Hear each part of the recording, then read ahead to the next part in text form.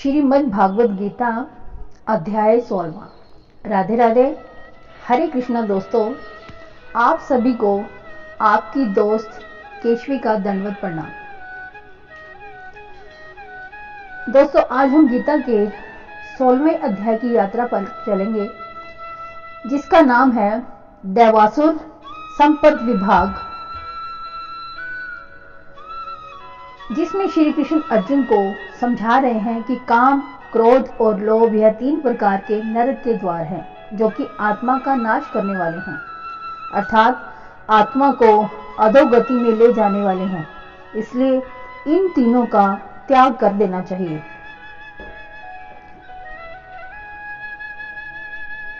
तो चलिए दोस्तों, चलते हैं गीता के 16वें अध्याय की यात्रा पर। भगवान श्री कृष्ण बोले, हे अर्जुन, सृष्टिगत जीवों की 2 प्रकृतियां हैं, एक दैवीय प्रकृति और दूसरी आसुरी प्रकृति।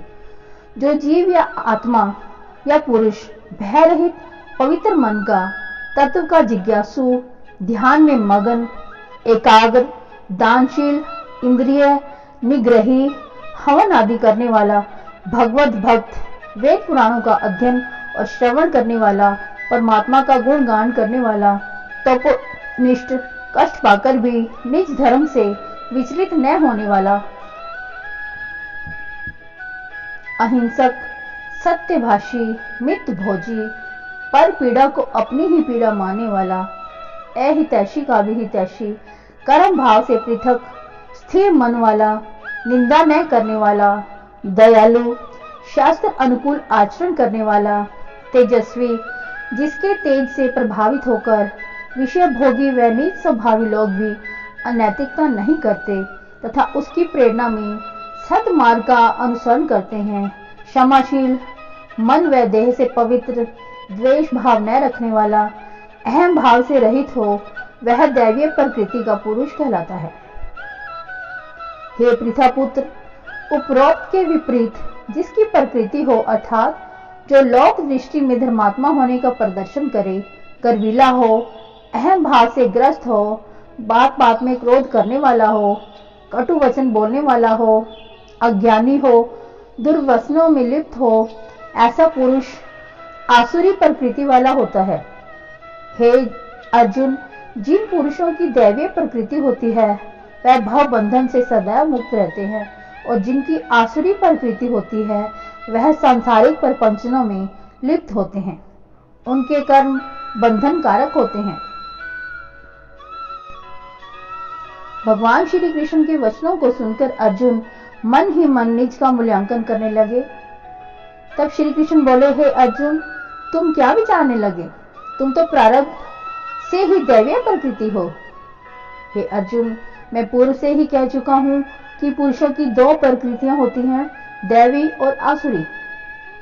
दैवीय प्रकृति के पुरुषों की प्रकृति को मैंने विस्तार से समझाया है, लेकिन आसुरी प्रकृति के पुरुषों की प्रकृति संक्षेप में बतलाई है। अब आसुरी प्रकृति के पुरुषों के विषय में सुनो। हे अर्जुन, आसुरी प्रकृति के पुरुषों में करने योग्य कार्य और ना करने योग्य कार्यों का निर्णय करने की क्षमता नहीं होती, न ही मन निर्मल होता है और न ही शारीरिक शुद्धि पर ध्यान देते हैं। ऐसा पुरुष आचरणहीन, मिथ्याभाषी होता है, परम तत्व से उसे सरोकार नहीं होता और न ही उसे वह मानता है। सृष्टि जीवों की उत्पत्ति के हेतु भी वह पुरुष स्त्री पुरुष के संसर्ग को ही मानता है। ईश्वर में उसकी निष्ठा नहीं होती, उसका लक्ष्य विषय भोगों को भोगना होता है। हे अर्जुन, ऐसा मंद बुद्धि पुरुष स्वयं को ही सार्वभौम मान बैठता है। अज्ञानता के कारण उसकी बुद्धि भ्रष्ट होने से वह क्रूरतापूर्ण कर्मों का अवलंबन लेता है। ऐसा पुरुष या जीव स्वयं को पथभ्रष्ट होकर कलेशपूर्ण जीवन व्यतीत करता ही है, साथ ही अन्यों को भी उसी कुमार्ग का अनुसरण करने के लिए प्रेरित करता है। ऐसा पुरुष सृष्टि के विनाश का प्रतीक होता है। हे अर्जुन, ऐसी आसुरी प्रकृति का पुरुष छल कपट, अहम व विषय भोगों में लिप्त होकर कभी भी पूर्ण न होने वाली अभिलाषाओं के प्रति आशान्वित होकर अज्ञानतावश कुमार्ग पर चलता हुआ सांसारिक आचरणों को निभाता है। इस प्रकार वह मृत्यु काल तक मनोविकारों से ग्रस्त और सांसारिक भोग विलासों में लिप्त रहता है और इन्हीं में आनंद की परिपूर्णता मानता है। आशाओं की डोर से बंधा हुआ और काम क्रोध विकारों के वशीभूत हुआ ऐसा पुरुष विलासितापूर्ण भोगों की प्रतिपूर्ति के निमित्त अनैतिक रीति से द्रव्यार्जन करने में जुटा रहता है। ऐसे पुरुष की मनोवृत्ति इतनी ही होती है कि मैंने बहुत कुछ तो पा लिया और आगे भी अधिक पाने का प्रयास करता ही रहूंगा।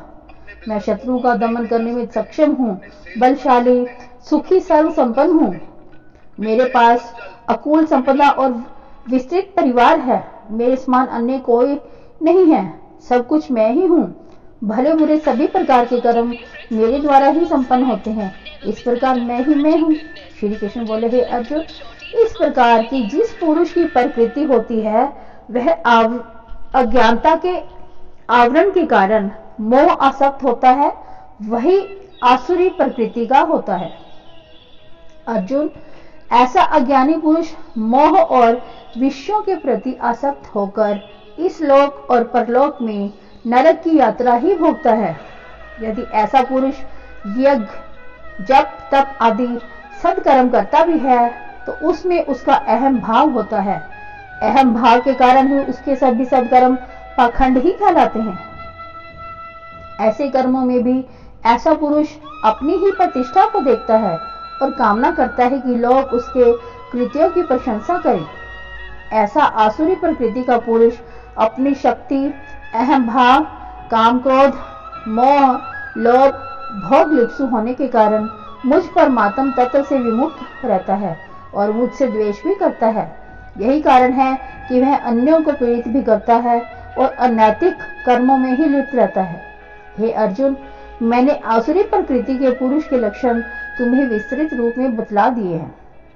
हे अर्जुन, ऐसी आसुरी प्रकृति के पुरुष की क्या गति होती है वह भी सुनो।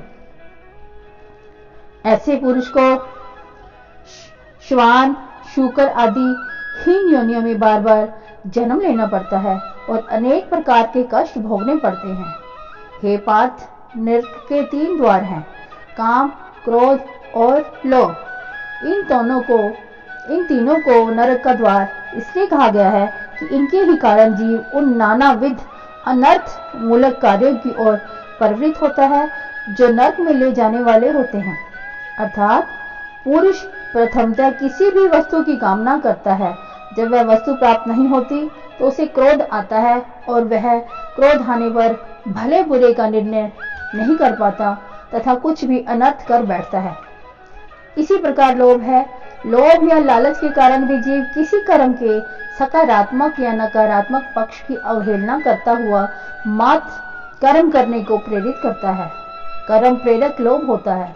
अतः हे अर्जुन, काम, क्रोध, लोभ आदि नरक के मुख्य द्वार कहे गए हैं। जो पुरुष इन तीनों को विस्मृत करके अपनी मुक्ति के लिए भगवान की आज्ञा के अनुसार अर्थात सदाचरण या कल्याण आचरण करता है, वही मेरे दिव्य धाम का अधिकारी होता है। उसको सांसारिक प्रपंचों में बार बार नहीं पढ़ना पड़ता।